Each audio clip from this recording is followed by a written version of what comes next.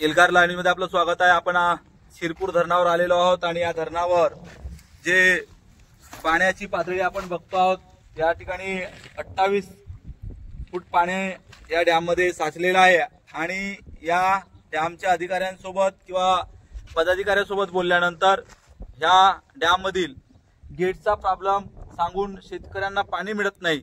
या संदर्भात एल्गार लाईनीच्या माध्यमातून आपण हे सांगण्यासाठी आलो आहोत की या ठिकाणी शेतकऱ्यांसोबत गुमराह करून या डॅमचं धरणाचं पाणी सोडलं जात नाही आणि शेतकऱ्यांचे फसल ही आज उगवती फसल मरत आहे। यामुळे शेतकरी चिंताग्रस्त आहे।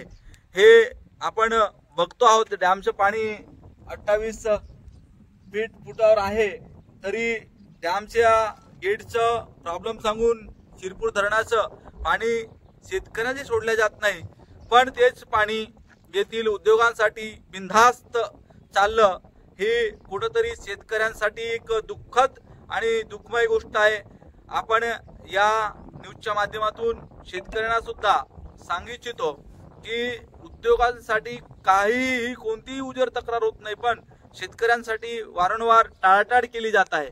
या संदर्भात आज आपण या डॅमवर आलेलो आहोत आणि याच ठिकाणी आपण संबंधित कर्मचाऱ्यांशी बोलणी केली असता आम्हाला गेटचं प्रॉब्लेम सांगण्यात आलं।